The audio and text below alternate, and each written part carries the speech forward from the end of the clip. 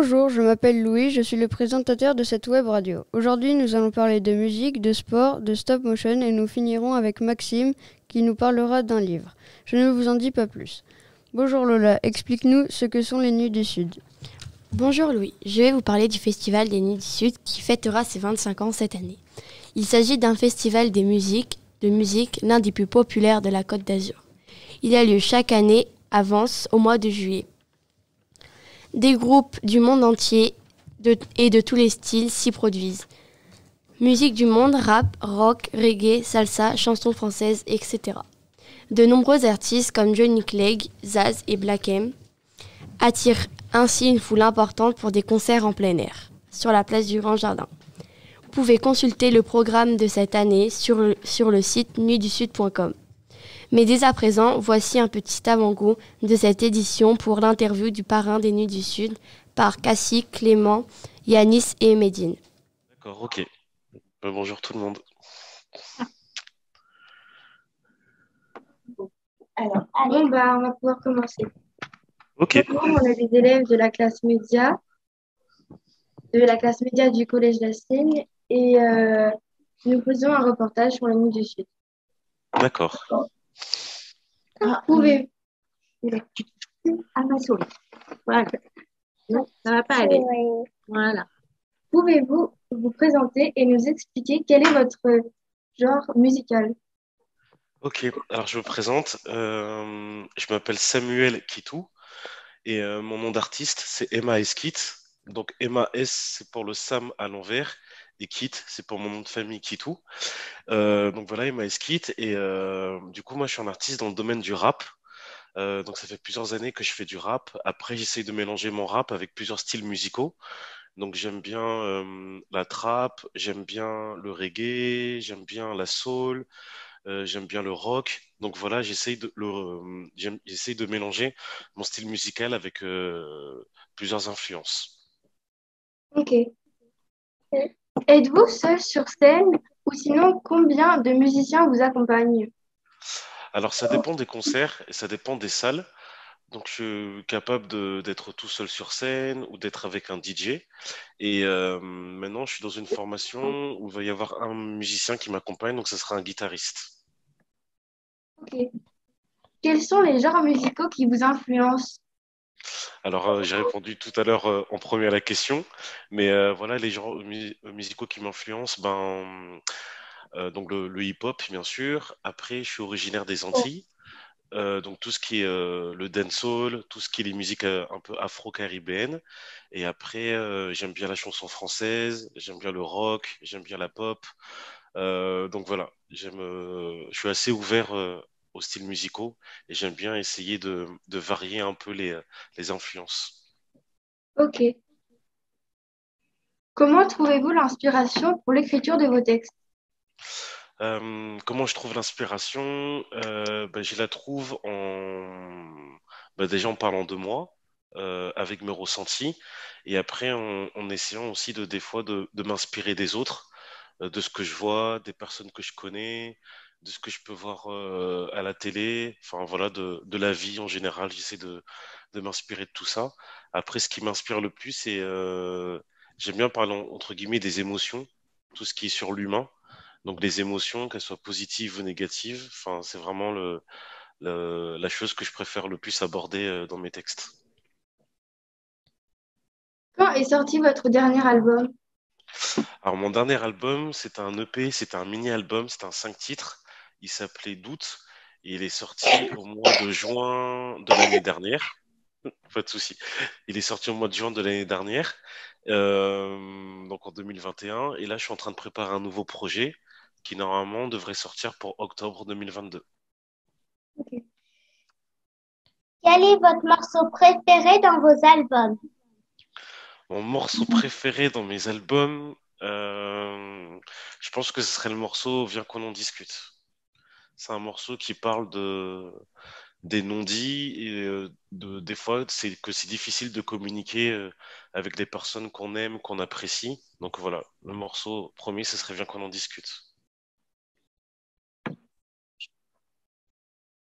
Pourriez-vous nous le chanter? Ouais, je peux vous le chanter. Euh, donc ça fait... euh, On peut parler de tous les sujets, laisser fuser ce qui rendait triste. Absence entre père et fille, tension entre mère et fils. Le mot testament égale rentrée des bénéfices. L'Église ne garantit pas ta foi sous son édifice. Est-ce que tu crois en Dieu? Pas trop ou pas du tout? As-tu voyagé, cru que ça ne valait pas le détour, assis sur le canapé? Est-ce que tu rêves ou tu le vis? Hein, toi, est-ce que tu le fais ou tu le dis? L'amour, ça rend fou. Est-ce que tu le cernes ou tu le fuis? Boy, hey, est-ce que tu me perds ou tu me suis? Tu sais, esprit têtu sont célèbres pour leur opposition, capable ou pas d'écouter d'autres suppositions. Je pratique l'art du Kama Sutra. Pourquoi? Pour ne pas rester campé sur mes positions. Viens qu'on en discute. Hey, viens qu'on en discute. Viens qu'on en discute. On voudrait vivre plus. C'est avec une cigarette qu'on tue le temps. Viens qu'on en discute. Hey, viens qu'on en discute. Viens qu'on en discute. On voudrait vivre plus. C'est avec une cigarette qu'on tue le temps. Voilà, c'est un petit extrait. Merci.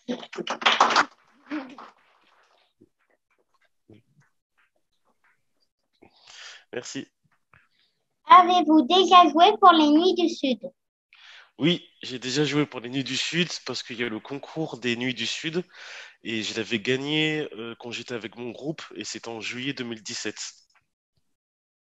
Combien de temps à l'avance vous a-t-on contacté? Pour les Nuits du Sud, on m'avait contacté quelques mois à l'avance. Je pense que, en fait, c'était un tremplin. Il fallait envoyer ses musiques au moins 3, 4 mois à l'avance. Et après, il y avait des sélections, des jurys, des votes du public. Et en fait, voilà, on a pu gagner les votes du public et les votes du jury. Quel est votre rôle en tant que parrain de ce festival? Alors moi, mon rôle en tant que parrain, bah, c'est de parler de mon expérience que j'ai eue avec les Nuits du Sud. Et j'ai aussi été jury, donc ça veut dire que j'ai pu écouter les autres groupes qui avaient envoyé leurs morceaux. Donc j'ai pu écouter et donner mon avis sur les autres groupes qui ont postulé. Est-ce que vous avez participé au Foire des Talents des Nuits du Sud cette année? Non, parce que du coup, comme j'avais déjà participé, je l'avais déjà gagné, j'ai préféré laisser la place à d'autres artistes qui n'avaient pas pu vivre cette expérience. Euh, ah, mais c'est par rapport au vote. Donc, est-ce que vous avez participé au choix des votes pour les Ah, talents ah, du pardon. spectacle de cette année? Pardon, j'ai mal compris la question. Oui, j'ai participé au vote des artistes, donc j'ai pu donner mes préférés, mes favoris, et j'ai pu voter. Merci d'avoir répondu à nos questions. Au Ouais. revoir. Bah, merci beaucoup de m'avoir invité. C'était très cool de vous voir. Merci beaucoup. Merci. Au revoir. Merci.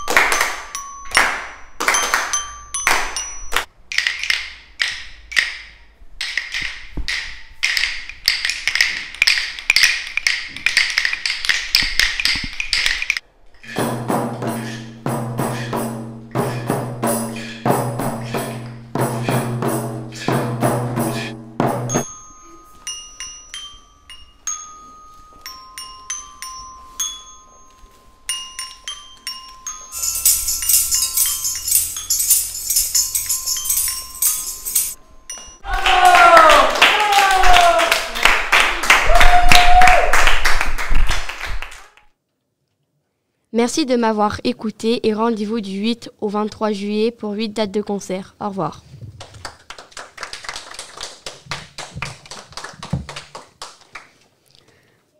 Merci de nous avoir fait découvrir ce festival que les Vinçois adorent.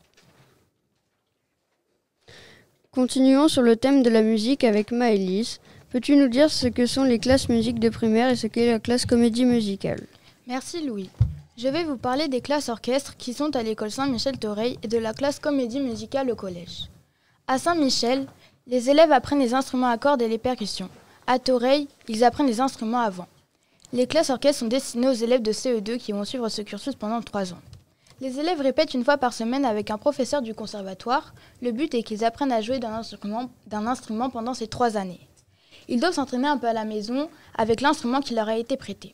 Ce qui est bien, c'est qu'ils apprennent à jouer ensemble tout en s'amusant et le but est aussi d'essayer de leur donner le goût de la musique. Je m'appelle Blandine et j'aimerais vous poser quelques questions sur le projet de la classe orchestre à l'école.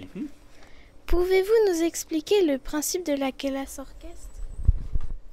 Alors, le principe de la classe d'orchestre à l'école, c'est d'amener l'orchestre dans une école, la plupart du temps primaire ou au collège, pour amener la musique à des enfants qui n'auraient pas eu par eux-mêmes l'idée d'aller faire de la musique, par exemple, au conservatoire.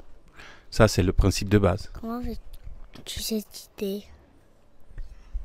Alors, comment j'ai eu cette idée? C'est très simple, c'est parce que ici, au conservatoire, il y a 2 écoles tout près, qui sont l'école Thoreil et l'école Saint-Michel, et que donc je me suis dit que c'était un peu dommage de ne pas profiter de cette proximité pour le faire avec eux. En place, et comment s'est fait le choix des instruments qui les composent?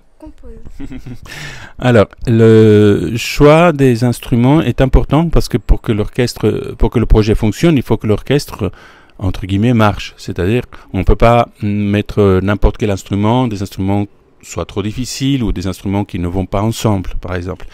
Donc le choix s'est fait par famille d'instruments et aussi par les professeurs qui étaient en mesure de le faire ou qui avaient le désir de le faire ou la formation pour le faire. Donc on a choisi pour l'école de Thoreil un orchestre à cuivre avec 2 professeurs qui peuvent enseigner donc les cuivres, trompette, trombone, cor et tuba. Et pour l'orchestre de Saint-Michel, on a fait avec 2 professeurs qui étaient très motivés pour ce projet.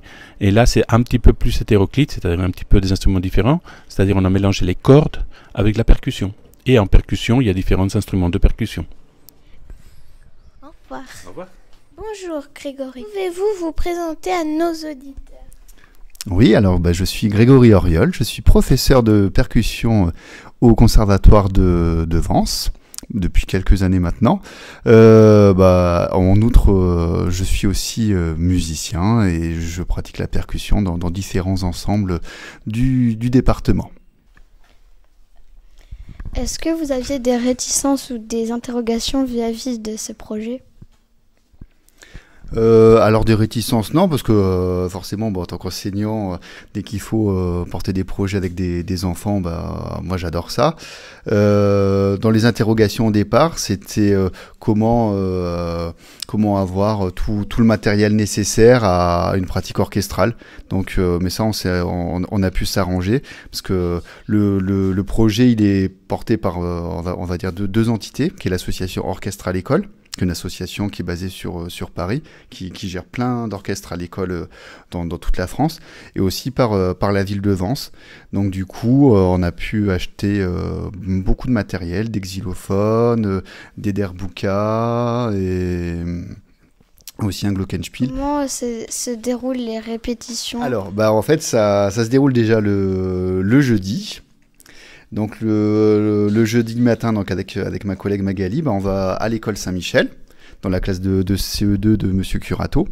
Donc là, on fait ce qu'on appelle des séances des séances de partiels. Voilà, les partiels, c'est-à-dire qu'on prend quelques élèves, généralement on les prend par groupe de 3 ou de 4, comme ça on se rapproche un petit peu d'un cours individuel, et on leur fait travailler les différents morceaux qui sont au programme. Voilà, sur à peu près les petits groupes comme ça, on change à peu près toutes les demi-heures. C'est ce qu'on fait le jeudi matin. Et le jeudi après-midi, du coup là, par contre, il y a toute la classe qui vient au conservatoire à l'auditorium. Et là, de 14h à 15h30, on fait la répétition d'orchestre où justement ils mettent en pratique tous ensemble ce qu'on a vu dans la matinée. Comment la classe orchestre s'organise-t-elle à l'école ? Alors la classe orchestre, c'est une organisation sur 3 ans, puisque c'est la même classe qui va bénéficier de ce dispositif en CE2, en CM1 et en CM2. Le jeudi, c'est une journée dédiée en partie à la musique, le matin en petits groupes et l'après-midi, toute la classe se réunit pour jouer ensemble. Voilà, donc ça se passe bien. Est-ce que vous pensez que les autres élèves peuvent être incités à jouer de la musique grâce à cette classe ? Alors le fait de se représenter devant tous les autres élèves de la classe, pour Noël, on avait joué pour tout le monde. Donc ça peut donner envie aux autres camarades de se dire « Ah ben, moi aussi j'aimerais bien faire du violon ». Est-ce que les élèves ils doivent rattraper les heures de cours manquées à cause de la musique ? Alors non, ils n'ont pas rattrapé d'heures particulières puisque en fait on travaille plein de choses quand on fait la classe orchestre. On fait de la musique, c'est dans les programmes, donc on utilise ces heures-là. Tout ce qui est aussi l'instruction civique parce que ça demande aussi de coopérer, d'apprendre à se concentrer, à être autonome, etc. Donc ça fait partie aussi des heures. Et puis les enfants s'expriment aussi à l'oral sur ce qu'ils font et on peut aussi les faire écrire. Sur ces temps-là. Donc c'est pas du temps perdu pour les autres apprentissages, parce que ça leur apprend aussi beaucoup d'autres choses. Alors après, c'est sûr qu'on va pas faire autre chose en musique, on va moins apprendre de chansons. Est-ce que ça te plaît d'être dans cette classe et de participer à ce projet ? Oui, voilà, on a vraiment une très grande chance. Il y a très peu d'enfants qui pourraient faire ça. Voilà, on fait pas ça tous les jours. Voilà, on programme une fois par semaine, tous les jeudis. Est-ce qu'il fallait savoir jouer d'un instrument pour intégrer cette classe ? Comment on apprend de jouer des instruments. Voilà. Quel instrument as-tu choisi ? Moi, j'ai choisi l'alto, qui est le grand frère du violon. Moi, j'ai choisi le violon. Et moi aussi alto. Comment vous travaillez l'instrument en dehors de l'école ? On pratique à la maison aussi. Avec le partition. Est-ce que vous avez déjà joué devant un public ? Et si oui, où et pourquoi ? Oui, parce que en fait, on fait des petits concerts des fois. La dernière fois, c'était à la place du Grand Jardin. Et il y avait la Pastorale qui jouait aussi. Et aussi, on en a fait un deuxième et le premier c'était à l'école. Sous le préau. Qu'avez-vous ressenti quoi ? La joie, la fierté, l'excitation. Voilà. Et est-ce que vous avez un autre concert de prévu ? Oui. À votre avis, qu'apporte ce projet aux élèves de la classe et plus généralement à l'école ? Je pense que l'entrée dans le travail et dans l'éducation par la musique est quelque chose d'assez intéressant. Ça permet de donner une ambiance de classe un petit peu plus douce. Et de fédérer les élèves aussi autour d'un projet commun, en l'occurrence la musique. Ça les pose aussi un petit peu au niveau de leur travail et au niveau de leur comportement. Donc je pense que ça a un intérêt très bénéfique effectivement pour les élèves de CE2. Est-ce que ça vous plaît d'être dans cette classe et de participer à ce projet ? Oui. Oui. Est-ce qu'il fallait savoir jouer d'un instrument pour entrer dans cette classe ? Non. Comment avais-tu choisi les instruments ? On les a choisis au début de l'année. Notre maîtresse nous a dit qu'on allait faire un grand projet musique. Donc on avait 4 instruments à cuivre. On est allé dans les salles et on a testé tous les instruments et on a choisi chacun l'instrument qu'on voulait. En fait, il y avait 2 profs, Karl et Jacques. Il y avait Jacques qui faisait les trombones et les tubas. Et il y avait Karl qui... les corps et les trompettes. Les corps et les trompettes. Tu choisis. Trompette. Tuba. Trompette. Corps. Tuba. est-ce que tu as déjà joué devant un public et si oui, où et pourquoi? Notre première fois qu'on avait fait un concert devant tout le public sur la place du Grand Jardin, il y avait des stands, il y avait un peu de... La rue est à nous et on a fait plein de choses et on a joué plusieurs morceaux et avant il y avait le grand conservatoire de Vence qui a joué avant nous. Après il y a eu Saint-Michel qui a joué les instruments à cordes et après il y a eu nous... les tubas, les cordes, tout ça. Les instruments. Les cuivres. Qu'avez-vous ressenti? C'est-à-dire la joie, l'excitation, la peur, le stress. La joie. La joie, le stress. La joie, le stress. La joie et le stress. Oui, la joie et le stress. Ok. Et est-ce que vous avez un autre concert de prévu? Oui, pour la kermesse de l'école. Pour la kermesse de l'école de la fin d'année. Le 18, le 28. Merci beaucoup d'avoir répondu à ces questions. La classe comédie musicale. Dans cette classe, quelques élèves sont inscrits au conservatoire. Ils ont des horaires aménagés qui leur permettent de terminer plus tôt de temps en temps pour suivre leurs cours au conservatoire. Les élèves de cette classe jouent de la comédie musicale, du théâtre et du chant. À la fin de l'année, ils joueront une pièce intitulée Ulysse. Merci de m'avoir écouté. J'espère que cette chronique vous aura été utile et vous aura aidé à comprendre la spécialité de ces deux classes. À bientôt.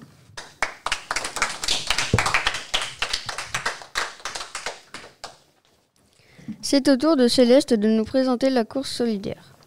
Merci Louis. Bonjour, je m'appelle Céleste et aujourd'hui je vais vous parler de la course solidaire. Cette année, la course solidaire de notre collège avait pour thème le handicap. Les élèves ont soutenu une association qui vient en aide aux personnes en situation de handicap grâce au sport. L'association Try pour tous. Elle a pour but de sortir les personnes en situation de handicap de l'isolement à l'aide de jouelettes, fauteuils tout-terrain, qui permettent aux personnes atteintes de handicap de pratiquer une activité sportive en équipe avec des personnes valides. Les élèves devaient courir le plus de tours possible car chaque tour représentait de l'argent en plus. L'argent récolté servira notamment à mettre une jouelette à disposition des écoles, collèges et lycées du département, afin de permettre aux élèves en situation de handicap de pouvoir également participer au voyage scolaire. La course solidaire a eu lieu le mardi 31 mai. Découvrez mes interviews ainsi que celui d'Alia.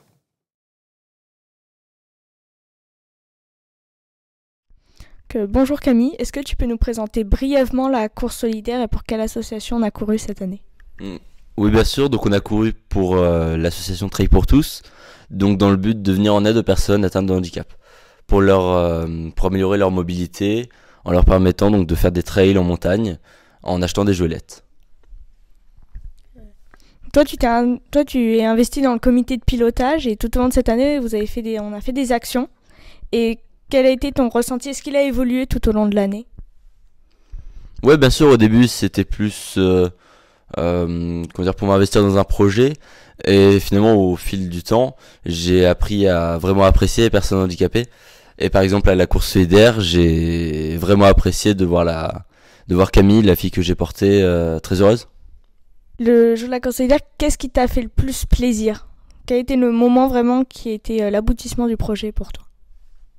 Et ben donc, comme j'ai dit, en portant Camille, en la voyant très heureuse, et en passant par exemple devant tous les élèves qui nous encourageaient et qui aussi avaient l'air très très contents de voir les jouelettes. Et ça m'a fait extrêmement plaisir également de voir les 6e et 5e s'investir en portant les jouelettes, car plusieurs d'entre eux nous ont proposé de nous aider à les porter. Et je trouvais ça vraiment bien. Et à la fin de la course, donc là c'est la fin du projet, il n'y a plus d'autres actions. T'es triste que ce soit fini, mais t'es fier du travail accompli. C'est quoi? Avec le recul sur cette expérience, qu'est-ce que tu peux nous dire? Oui, c'est un peu triste quand même, mais je sais que l'association va quand même continuer et que l'argent qu'on a récolté va servir à mener des actions dans le futur. Et donc finalement ce sera quand même bénéfique dans le temps. Tu es fier de ce que tu as accompli? Ouais, bien sûr. Bonjour, comment vous appelez? Je m'appelle Églantine. Et moi je m'appelle Sarah Luna. D'accord, est-ce que je peux vous poser quelques questions? Oui. Depuis quand organisez-vous la course solidaire? Depuis le début de l'année, on a commencé, Madame Fouché, notre professeure de sport, nous a demandé de nous inscrire. Et du coup, on a dû faire une lettre de motivation et depuis, on l'organise. Enfin, Vous étiez vraiment beaucoup motivés pour l'organiser et tout? Oui, c'est une bonne association avec laquelle on travaille. Et c'était, je vais parler un peu au passé, mais c'était cool de le faire parce que comme là, je pense que ça va être la dernière course qu'on organise et notre objectif ensemble. Donc, du coup, c'était cool. On était vraiment motivés pour le faire. C'est quoi votre rôle aujourd'hui? Du coup, là, en fait, on est séparés en plusieurs groupes. Donc d'abord, ce matin, on s'occupe toutes les deux du ravitaillement. Et en fin de course. Et cet après-midi, du coup, on va courir avec les Joëlettes. Donc moi, je vais courir avec Camille. Et moi, avec Baptiste. Vous pensez récolter beaucoup d'argent pour aujourd'hui, pour la course solidaire? On espère un maximum. En fait, on ne peut pas vraiment savoir la somme, mais on se base à peu près sur les autres années. Donc par rapport au nombre d'argent qu'ils ont eu les autres années, on pense en avoir un peu moins que l'année dernière. Il y a beaucoup de personnes qui n'ont pas trouvé de sponsors, ou pas beaucoup, du coup voilà.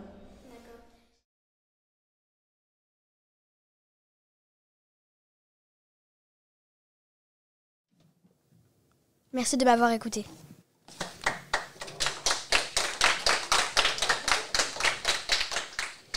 Merci, j'espère que cela a engagé des gens à faire du sport. Restons dans le sport avec la chronique d'Aurel qui va nous parler du basket. Merci Louis, bonjour à tous. Je remplace Henri qui n'a malheureusement pas pu venir et je vais vous présenter la chronique qu'il a préparée. Tout d'abord, je vais vous expliquer le but du basketball. Le basket se joue à 5 contre 5 et le but est de faire passer le ballon au sein d'un arceau de 45 cm de diamètre fixé sur un panneau à 3,5 m et 5 cm du sol. Sur le terrain, il y a une zone nommée la zone des 3 points. Elle est située à 6 m et 75 cm de l'anneau. À l'extérieur de cette zone, un panier vaut 3 points et à l'intérieur 2 points. Maintenant que vous connaissez l'objectif du basket, je vais vous présenter quelques règles. Déjà, le basket se joue avec les mains et interdiction aux pieds. Pour avancer, il faut dribbler. Dribbler veut dire faire rebondir la balle par terre et la rattraper à une main et ainsi de suite. Quand on ne dribble pas, nous avons le droit de faire 2 pas. 6 plus, balle à l'adversaire. Quand nous dribblons, nous n'avons pas le droit de s'arrêter et de reprendre. Cela s'appelle une reprise de dribble. Je vous ai présenté toutes sortes de règles, mais maintenant, je vais vous présenter les origines du basket. Le basketball a été inventé en décembre 1891 par le Canadien James Naismith. Il l'a inventé car il cherchait un jeu d'intérieur adapté afin que ses élèves restent en forme et au chaud pendant les hivers rigoureux de la Nouvelle-Angleterre. Au commencement, le basketball se pratiquait avec un ballon de football, puis des ballons spécifiques de couleur marron. Ce n'est qu'à la fin des années 1950 que Tony Hinkle, un entraîneur de basket, a décidé de créer une balle plus visible pour les joueurs et les spectateurs. Ensuite, il développa la balle de couleur orange, encore utilisée aujourd'hui pour la NBA. Merci de m'avoir écouté. Je repasse la parole maintenant à Louis.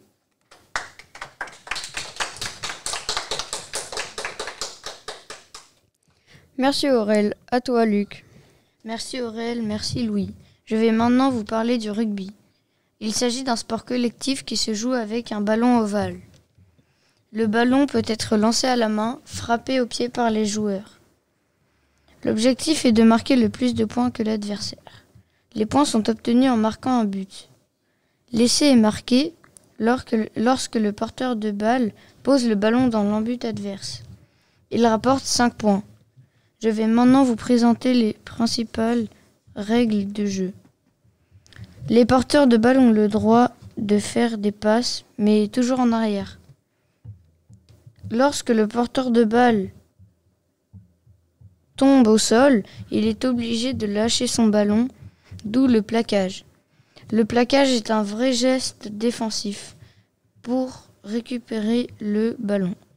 C'est vraiment l'âme de ce sport et ce qui le rend si collectif.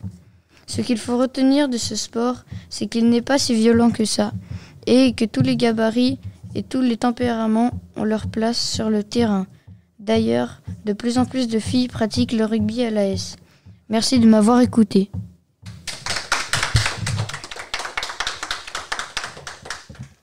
Merci de vos informations sur le sport.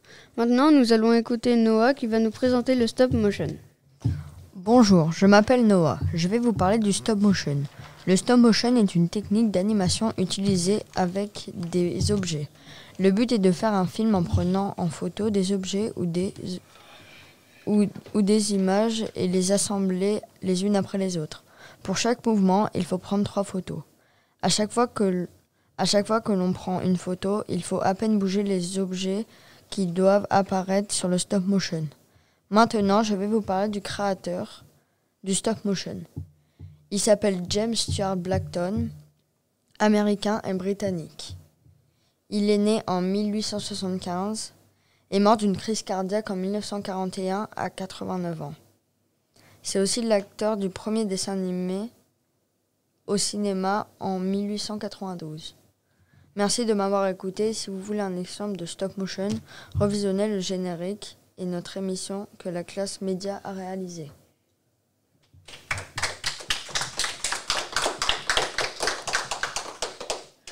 Je suis content d'avoir découvert le stop motion. Merci Noah. La dernière chronique est une critique littéraire présentée par Maxime. Nous t'écoutons. Bonjour, comme vient de vous le dire Louis, je suis Maxime. Et je viens vous présenter aujourd'hui la critique littéraire d'un manga intitulé The Promised Neverland, publié aux éditions Shonen. Il a été écrit par Kayu Shirai et illustré par Pozuka Demizu, une des rares femmes dessinatrices de manga. Comme dans la tradition du manga, le livre se lit de droite à gauche, tant dans les pages que dans les images de chaque planche. Tout d'abord, vous remarquerez que la couverture est magnifique. Comme souvent dans les mangas, elle nous présente les héros, comme dans celui-ci, Emma, Ray et Norman. Ces 3 enfants vivent heureux dans un orphelinat nommé Grassfield House. Ils sont entourés de leurs frères et sœurs et élevés par une femme qu'ils appellent maman. L'histoire démarre donc paisiblement et bascule totalement lorsque Emma découvre que cette maman est en réalité une abominable personne qui les éduque pour les donner en nourriture à des monstres. Il décide alors de s'échapper à tout prix. J'ai apprécié cet ouvrage et je vous le conseille. L'intrigue est prenante et angoissante. Cependant, il faut savoir qu'il existe actuellement 20 tomes et que la série n'est pas terminée. Une adaptation en animé a été créée et semble très bien être réalisée. Je vous laisse donc maintenant libre de le lire et je redonne la parole à Louis. Merci de nous avoir fait découvrir ce manga qui a l'air incroyable. C'est déjà la fin de cette 4e web radio, j'espère qu'elle vous aura plu. Merci à tous les chroniqueurs et bravo à tous. À bientôt pour une nouvelle web radio.